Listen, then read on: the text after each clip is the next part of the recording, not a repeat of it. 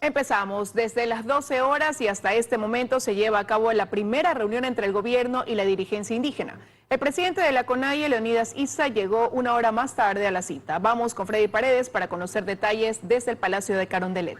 Hola Freddy, ¿cómo estás? Cuéntanos cómo se desarrolla esta cita.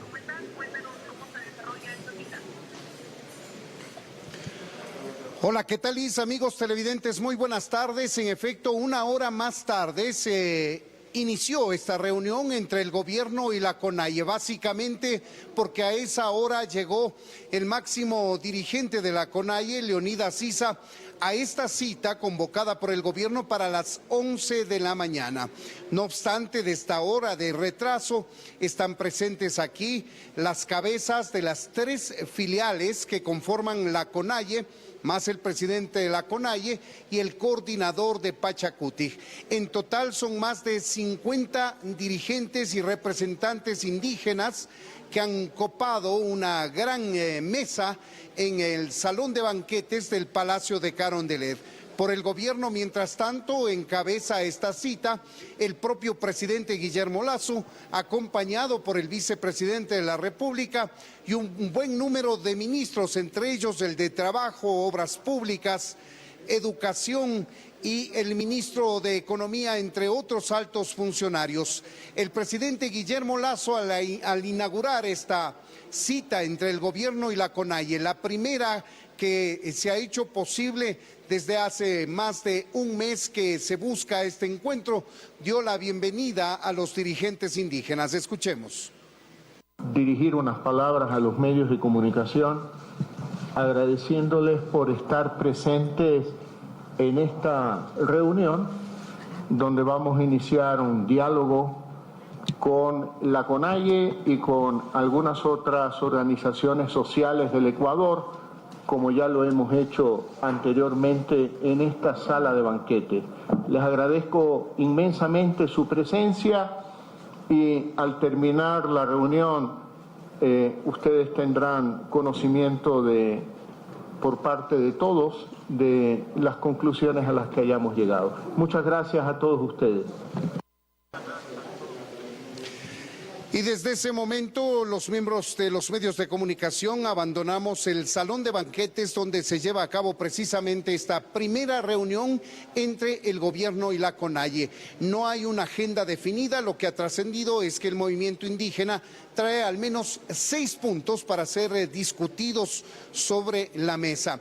Es lo que ocurre hasta esta hora en el Palacio de Carondelet. Los detalles de este encuentro los ofreceremos en nuestras próximas emisiones.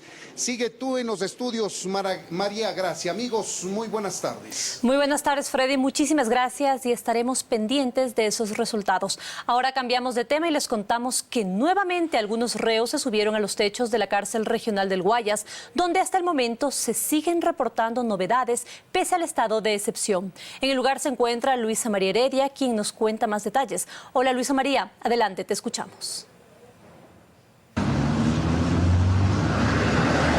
¿Qué tal, compañeras, amigos televidentes? Muy buenas tardes. La mañana de este lunes nuevamente se pudo observar a privados de libertad que están recluidos aquí, en el Centro de Privación de Libertad Zonal 8, más conocido como la cárcel regional, subidos en el techo, caminando de un lado al otro sin temor alguno y a vista y paciencia de guías penitenciarios que se encontraban en las torres de vigilancia dispuestas precisamente para el control de la población y de todo el perímetro carcelario. Recordemos que la mañana del sábado aquí también hubo enfrentamientos que precisamente empezaron cuando los PPL se subieron a los techos para mostrar carteles en los que expresaban su rechazo al traslado de otros internos a este centro de privación de libertad.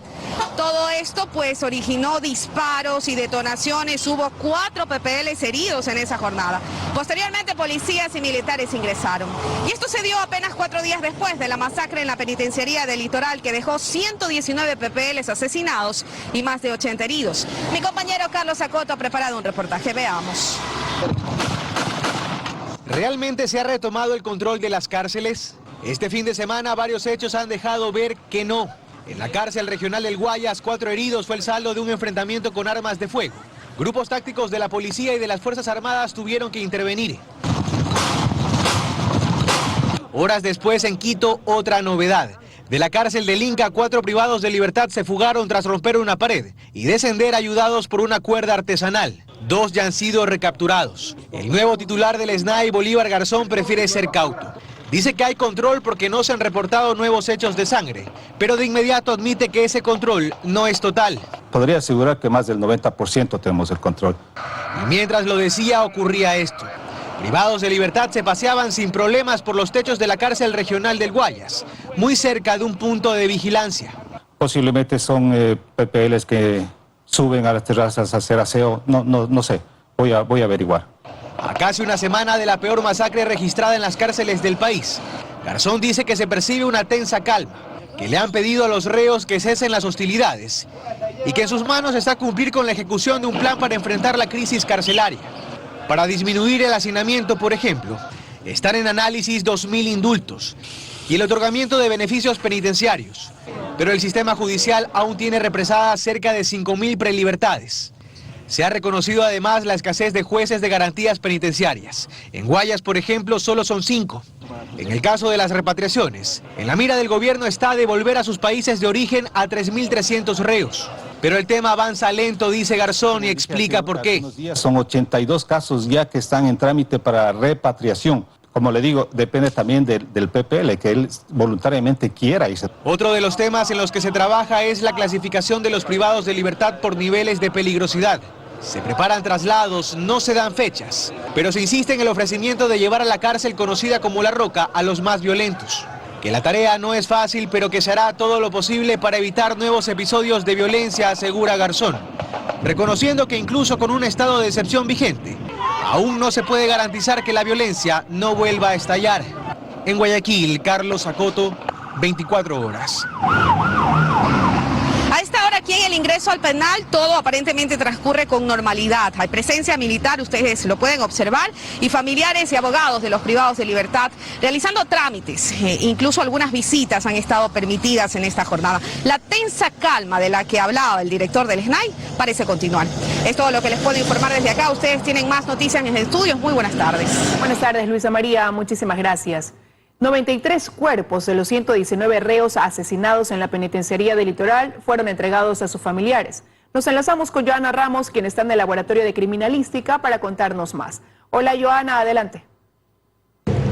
¿Qué tal? Muy buenas tardes. Sí, este es el ambiente aquí en el Laboratorio de Criminalística. Si lo comparamos con los días anteriores, definitivamente la afluencia de personas ha disminuido. Según nos han confirmado las autoridades, hasta ahora se han entregado 96 cuerpos a sus familias y continúa la identificación de los que faltan, aunque en total ya se han identificado 107 cuerpos y 96 ya han sido entregados a sus familias. Veamos la siguiente nota. La mañana de este lunes, un policía leía los nombres de los últimos cuerpos que han sido identificados. Para los que estaban en ese momento en la carpa que se instaló dentro del Laboratorio de Criminalística, no eran los nombres que estaban esperando. Rosa aguarda noticias de su sobrino. Él fue capturado en mayo pasado con 20 gramos de marihuana.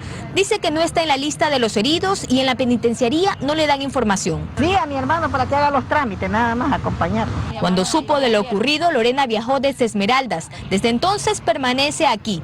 Ya el cuerpo de su hermano fue identificado. Ahora solo espera que lo entreguen para darle sepultura. Me llamaron ahí el día viernes, pero lo encontramos ya desfigurado, no se lo reconoce, decapitado, todo. Pero nos toca enterrarlo aquí porque ya no se lo puede llevar porque está descompuesto. Hasta ahora, de los 119 reos asesinados, 107 han sido ya identificados, la mayoría por las huellas dactilares, y 93 cuerpos han sido entregados a sus familiares. 93 cuerpos técnicamente identificados, entregados a sus familiares, 9.99% de efectividad, que son los cuerpos, por no decir el 100%. Y lo mismo que han sido ratificados por los familiares una vez en la entrega. Con los cuerpos que aún no han sido identificados, se aplicará el cotejo de perfil genético. Este trabajo puede tomar incluso semanas. El Servicio Nacional de Atención Integral a Personas Adultas Privadas de la Libertad y Adolescentes Infractores finalmente envió a Criminalística la lista de los PPL. Pero hay algo que no concuerda. El universo es amplio y en la morgue solo faltan 12 cuerpos por identificar. Al momento nos han pasado un listado que todavía es grande, pero nosotros ya solamente tenemos 12 personas en nuestro proceso de identificación. Y las autoridades, solamente para recordar, las autoridades han señalado que los cuerpos que aún no han podido ser identificados, a ellos se les aplicará la técnica del cotejo del perfil genético, pero hay que recordar también que esto puede durar incluso semanas obtener los resultados. Mientras eso ocurre, bueno, aquí van a continuar las carpas y va a continuar también la ayuda y asesoría tanto de la Gobernación del Guayas, del municipio, también acá hay incluso organizaciones que se dedican a los derechos humanos para dar acompañamiento a los familiares de los PPL asesinados. Con esta información me despido. Siguen ustedes con más noticias en estudio. Muy buenas tardes. Muy buenas tardes, Joana. Muchísimas gracias. Y varias autoridades cierran filas en torno a la crisis carcelaria que ha dejado más de un centenar de muertos, decenas de heridos y el aparente descontrol del sistema. El presidente de la Corte Nacional de Justicia pide al primer mandatario establecer políticas claras en busca de una solución. El presidente de la Corte Nacional de Justicia, Iván Saquicela, reconoce la competencia y responsabilidad del gobierno y del Servicio de Atención a Personas Privadas de la Libertad en el control de las cárceles del país. No obstante, la masacre ocurrida hace una semana en la penitenciaría del Litoral y la crisis carcelaria en general demanda propuestas en todo el sistema. 1, reformar el reglamento de rehabilitación social para poder ser más eficientes. 2, incrementar el número de jueces de garantías penitenciarias. Y 3, es donde se debe invertir. Debe trabajarse en un sistema informático para poder digitalizar la información de todas las personas privadas de la libertad. El pasado 30 de septiembre, Saquicela envió un oficio al presidente Guillermo Lasso y allí muestra gran preocupación por la situación carcelaria. Cuenta además que previamente se instaló una mesa de trabajo con el Consejo de la Judicatura, la Fiscalía, Defensoría Pública, Secretaría de Derechos Humanos y la SNAI. Y allí se elaboró un documento con propuestas. Y por ello pide que este documento sea conocido y discutido en la próxima reunión del Consejo de Seguridad Pública del Estado. Lo cierto es que uno de los caminos sugeridos es necesariamente la descongestión de las cárceles. Se habla de la repatriación de presos y hasta el indulto para otros, pero el impacto sería menor. Aproximadamente es un 5% de lo que nosotros hemos podido inteligenciar de la información. Es muy poco de momento. Es muy poco. Otro de los caminos de solución estaría en manos del Consejo de la Judicatura, pues hay falta de despacho y falta de jueces de garantías penitenciarias. ¿Un problema de jueces o un problema de leyes? De ambos tipos. Por ahora es el control. Naturalmente es lo emergente, es lo urgente. Pero luego tiene que existir rehabilitación social. Lo cierto es que ahora llueven las propuestas. No obstante, las soluciones, en el mejor de los casos, serán de mediano plazo. La crisis carcelaria es ahora una prioridad. En Quito, Fausto Yepes, 24 horas. Seguimos ahora, les informamos que el presidente Guillermo Lasso aparece en los entramados offshore de Pandora Papers. Según el primer mandatario, se deshizo de las cuentas que tenía en paraísos fiscales antes de ser presidente. El lavado de activos o evasión tributaria generalmente son las motivaciones para tener una offshore.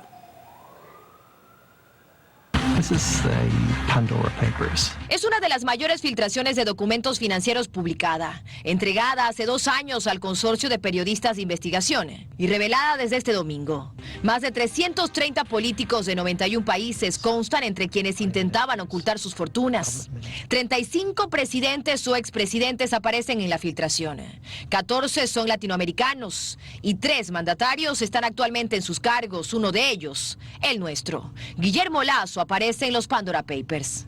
En la filtración de más de 11 millones de documentos relacionada con 14 proveedores en paraísos fiscales está Sebastián Piñera, presidente de Chile, el presidente de República Dominicana, el rey de Jordania, el ministro de Economía de Brasil, su presidente del Banco Central, el consultor Jaime Durán Barba, los 3 hombres más ricos de México, un número importante de empresarios de Guatemala, el ex primer ministro Tony Blair, Julio Iglesias, Shakira, entre otros. En el caso del presidente Guillermo Lasso, tuvo hasta 14 sociedades financieras en Panamá y Dakota del Sur, en Estados Unidos, ambos considerados paraísos fiscales. Según la investigación, 11 de las 14 empresas están inactivas y el presidente niega su relación con las otras 3. Guillermo Lasso dijo en un comunicado: Cumplo y he cumplido con la ley que prohíbe a los candidatos a cargos de elección popular tener propiedades en paraísos fiscales. Pues en 2017, tras la consulta popular, así quedó establecido. También sostuvo, la mayoría de sociedades fueron legalmente disueltas y con aquellas que tuvieran existencia no he tenido ninguna vinculación. Todos mis ingresos han sido declarados y han pagado impuestos. El presidente era el beneficiado de estas sociedades y en caso de su fallecimiento pasarían a nombre de su esposa María de Lourdes y de sus 5 hijos. A finales del 2017 se crearon 2 fideicomisos en Dakota del Sur, Estados Unidos, también considerada como paraíso fiscal, los que absorbieron las acciones de las sociedades disueltas, de las que Lasso hoy niega tener beneficios. En las pasadas elecciones, cuando era candidato, Guillermo Lasso declaró haber pagado impuestos por $4.5 millones en los últimos 5 ejercicios fiscales, pero parte de su patrimonio ya no estaba en Ecuador. Si bien las compañías offshore en paraísos fiscales no son ilegales, estas empresas generalmente son usadas para lavar dinero, ocultar riquezas o evadir impuestos. Dayana Monroy, 24 horas. El gobierno enviaría entre hoy y mañana a la Asamblea Nacional el texto de la proforma presupuestaria en la que podría acoger varios planteamientos del legislativo. Mientras tanto, siguen a la expectativa de lo que pase con el proyecto de ley que el CAL devolvió al Ejecutivo. Que el silencio de Carondelet preocupa al legislativo, aseguran los asambleístas con respecto a las opciones democráticas que tiene el gobierno del presidente Lasso para sus proyectos. Obviamente lo que nos preocupa es el silencio del gobierno, ¿no? Porque ya tenía que haber tenido una alternativa respecto de qué voy a hacer en caso de que el CAL lo regrese. Yo le aconsejaría al Ejecutivo que por favor divida ese proyecto y de una u otra manera tome en cuenta las observaciones que el CAL ha hecho. Es que no saben cumplir la ley, ese es el gran problema.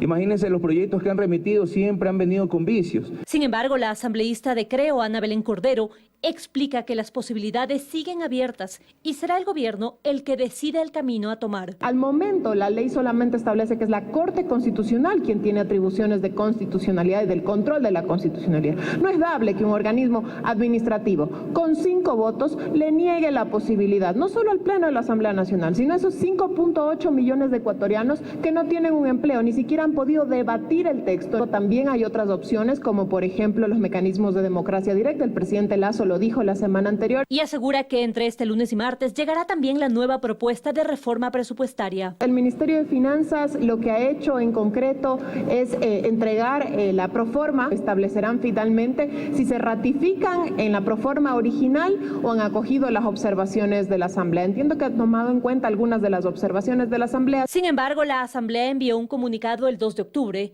en el que señaló que la función ejecutiva incumplió su obligación de enviar una nueva propuesta presupuestaria o ratificarse en lo presentado inicialmente en el plazo de 10 días, es decir, hasta ayer viernes 1 de octubre de 2021. Ahí hay una disquisición en función de si son días plazo o días términos de acuerdo a lo que establece el COA. Y recuerda que este texto no requiere de aprobación, sino solo de conocimiento por parte de la Asamblea Nacional. Mientras tanto, en este organismo preparan pedidos de juicio político al superintendente de compañías y también la bancada de UNES al procurador Íñigo Salvador. En Quito, María Gracia Acosta, 24 horas. El Tribunal Contencioso Electoral emitió este lunes la sentencia en contra de Jorge Yunda y 3 personas más por una infracción electoral grave. Natalie Jiménez está en el Tribunal Contencioso Electoral de Quito con la ampliación de la información. Hola Natalie, muy buenas tardes. Tú sigues, por favor. Buenas tardes, María Gracia, amigos televidentes. Así es, este lunes el Tribunal Contencioso Electoral emitió la sentencia respecto a la acción extraordinaria de protección solicitada por el ahora alcalde de Quito, Santiago Guarderas, en contra de Jorge Yunda. En esta sentencia se declara a Jorge Yunda responsable de una infracción electoral grave, por lo que él será sancionado con una suspensión de sus derechos de participación por 3 años. Además, él deberá cancelar una multa equivalente a 50 salarios básicos unificados, lo que representa $20,000. La jueza María Belén Domínguez, Raúl Mariño y Senia Vera también son responsables de haber incurrido en esta falta electoral grave, por lo que ellos deberán, por haber dictado una sentencia superpone la actuación de la sentencia solicitada por el Tribunal Contencioso Electoral. La jueza María Belén Domínguez también será sancionada con una multa de 25 salarios básicos, lo que representa $10,000. Y por último, los doctores Raúl Mariño y Senia Vera son destituidos de su cargo como jueces de la Corte Provincial de Justicia de Pichincha. Esta es la información que les tenemos por el momento. Volvemos con ustedes de Estudios. Liz, muy buenas tardes. Buenas tardes también para ti, Natalie, muchísimas gracias. Con el tiempo en contra y a pocos días de ser posesionado en la alcaldía de Quito, Santiago Guarderas se encontró con varias novedades en un breve análisis realizado de la situación del municipio. Manifestó que el metro es el tema que más se le preocupa por la falta de gestión. Paul Cuello está en el municipio para contarnos más detalles. Hola, Paul, adelante. Compañeras, ¿qué tal, amigos? Buenas tardes. Así es, dialogamos el día de hoy con el alcalde de Quito, Santiago Guarderas, quien continúa cumpliendo una agenda apretada aquí en su despacho en el Palacio Municipal, reuniéndose con varios sectores sociales.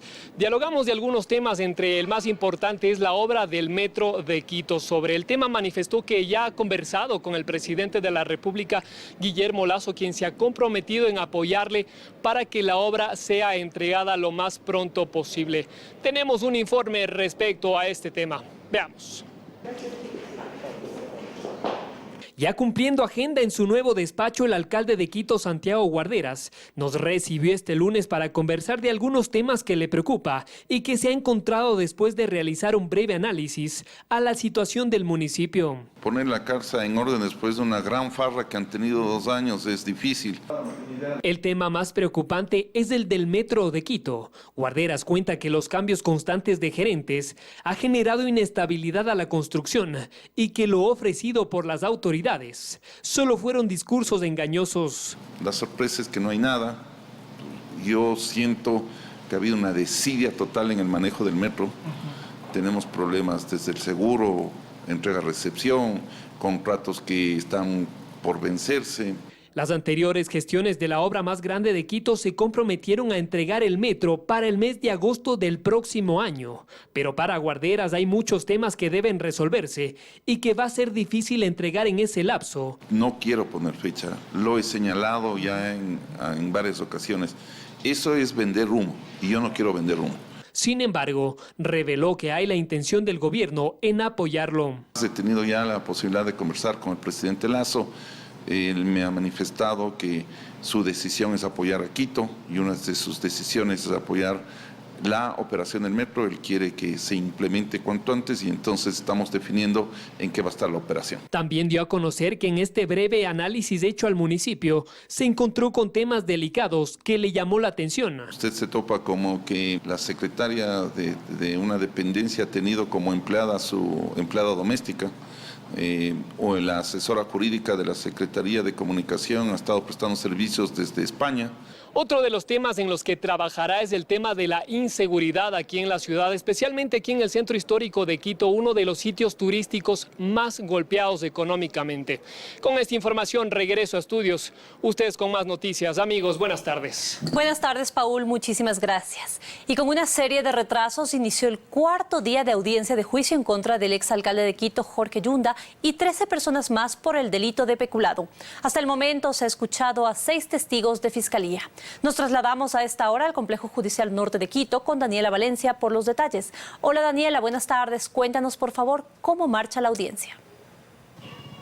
Buenas tardes, compañeras, amigos televidentes. Así es, a pesar de que este 4º día de audiencia de juicio en contra del exalcalde de Quito, Jorge Yunda, y 13 personas más, debía instalarse a las 9 de la mañana y a pesar de que ya es pasado la 1 de la tarde, tan solo se ha desarrollado por unos minutos. Y es que recién se instaló esta audiencia, se presentó un incidente por 2 de las defensas. Ellos solicitaron al tribunal que no se diera paso al 6º testigo de fiscalía. Argumentaron que esta perito contable que debía rendir su testimonio realizó la experticia 20 días después de concluida la instrucción fiscal. El tribunal lo analizó y resolvió dar paso al testimonio. Argumentaron que esto ya se había resuelto en la etapa evaluatoria y preparatoria de juicio. Esta perito contable dijo ante el tribunal que se habían analizado 2 contratos, uno para la adquisición de las pruebas PCR para la detección de COVID-19 y otro contrato de externalización. Por el primero, dijo, se encontró un perjuicio para el municipio de $2,2 millones. Con este, como lo decíamos, sería sería el sexto testigo que presenta Fiscalía de un total de 61. Esto es lo que les podemos compartir al momento. Regresamos con ustedes a estudios que tienen más noticias. Una excelente tarde. Estamos de regreso. Les contamos que a partir de hoy empieza la campaña de vacunación no COVID-19 para niños menores de 5 años, luego de la escasez que hubo de las principales vacunas para prevenir varias enfermedades. Vamos a tomar contacto con Juan Miguel Rodríguez, quien se encuentra en el Centro de Salud de las Casas, esto al centro norte de Quito, para darnos más detalles. Hola Juan Miguel, adelante. Gracias, compañeras en estudio, amigos televidentes, muy buenas tardes. En efecto, nosotros nos encontramos en el Centro de Salud Las Casas, ubicado en el norte de la capital, para seguir de cerca la vacunación regular o no COVID-19, como se ha denominado a este proceso de vacunación de niños menores de 5 años, para prevenir enfermedades como el sarampión, el rotavirus, fiebre amarilla, entre otras. Esta tarde nos acompaña la doctora Gabriela, directora regional norte. Muy buenas tardes. Había escasez de estas vacunas y ahora se regularizó. Buenas tardes. Bueno, muy buenas tardes con todos. Sí, a nivel mundial tuvimos un problema con la producción de vacunas. Sin embargo, el Ministerio de Salud Pública ha realizado las gestiones necesarias y pertinentes para contar con la disponibilidad del biológico para completar ya los esquemas de vacunación que se encontraban pendientes en los niños menores de 5 años. Con esto se pretende garantizar el acceso a esta vacuna a alrededor de 160,000 niños que estaban pendientes por vacunarse y recuperar con ello el esquema de vacunación y las coberturas por grupos de edad. ¿Tenemos disponibles todos los biológicos aquí a nivel nacional? Sí, tenemos 10.900 centros de salud a nivel nacional que cuentan con el biológico para poder colocar la vacuna a los niños menores de 5 años. Invitamos igual a la ciudadanía. Disculpe que le interrumpa, ¿cuántos niños se espera inocular a nivel nacional? Bueno, alrededor de 160,000, como le mencionaba, esperamos poder cumplir con la cobertura y garantizar el acceso ya a la vacuna a todas aquellas personas que se encontraban pendientes. Perfecto, le agradecemos a la doctora Gabriela Mesa. Compañeros, amigos televidentes, como ustedes ya escucharon, son 1.900 los centros de vacunación a nivel nacional que estarán disponibles para poder inocular a sus chicos menores de 5 años. Esta es la información que nosotros le tenemos a esta hora de la tarde. Regresamos con ustedes que tienen más noticias. Muy buenas tardes. Muy buenas tardes, Juan Miguel. Muchísimas gracias por esa importante información. Y el transporte público en Quito vuelve a operar con el 100% de aforo. Las autoridades municipales realizaron una evaluación de la situación epidemiológica de la capital y tomaron esta decisión. A esta hora el contacto es con Belén Marizalde desde el centro norte de Quito. Hola Belén, buenas tardes. Tú continúas, por favor. Hola, ¿qué tal en estudios, amigos televidentes? Muy buenas tardes. Pues efectivamente, luego de que se analizara el informe epidemiológico enviado por la Secretaría de Salud con fecha 25 de septiembre, el alcalde de Quito, Santiago Guarderas, autorizó a través de la resolución 008-2021 a que el transporte público en la capital funcione con el 100% del aforo. Recordemos que hasta el pasado viernes las unidades de transporte público solo podían transportar al 50% de su capacidad. Las autoridades han mencionado que en la capital la situación frente a la pandemia está bastante controlada y así lo demuestran las cifras. Y es que en este momento la ocupación hospitalaria respecto del COVID-19 tiene un 33%, mientras que la ocupación en UCIs es del 61%. Ahora no existe lista de espera como se escuchaba en meses anteriores. Eso sí, las autoridades han señalado que los transportistas deben respetar las medidas de bioseguridad, así como los usuarios, es decir, el uso permanente de la mascarilla. Y otra de las recomendaciones que se hace es que permanezcan las ventanas abiertas para evitar posibles focos de contaminación. Las unidades de transporte público entonces podrán transportar ya alrededor de 900 personas por día. Esa es la información que nosotros tenemos a esta hora. Regresamos con ustedes que tienen más noticias. Muy buenas tardes. Buenas tardes también para ti, Belén. Muchísimas gracias. Más de 3 toneladas de droga fueron decomisadas por la Policía Nacional. El alcaloide estaba oculto en una vivienda situada en una urbanización en el kilómetro 19 de la vía Daule. ocultas en maletas y cajas de cartón que llenaban 2 habitaciones enteras. Así estaba la droga que personal de antinarcóticos de la policía y fiscalía encontraron. Más de 3,5 toneladas de clorhidrato de cocaína. El centro de acopio, una vivienda ubicada en una urbanización en la vía Daule, a pocos kilómetros del complejo carcelario. Este lugar es muy estratégico ya que se encuentra a pocos metros del centro de privación de libertad acá de la zona 8, donde encontramos munición de alto calibre, el cual teníamos información iba a ser ingresado a estas instalaciones. Toda una mercadería que trataba de confundir, usando logos de redes sociales, marcas de celulares y aplicaciones de películas. Un botín valorado en millones de dólares. La cantidad de sustancias sujeta a fiscalización tiene un valor en el mercado de $6.222.000 y el precio en Europa es de $186.660.000. Pero el alcaloide no fue lo único que los agentes encontraron al interior del domicilio, que estaba deshabitado cuando se desplegó el operativo. $1.285,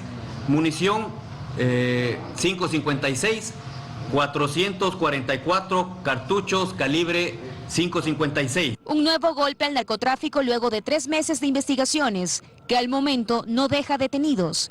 Sin embargo, con este procedimiento, ya suman 5 toneladas de droga, incautadas solo este fin de semana en la ciudad de Guayaquil. Vanessa Robles, 24 horas.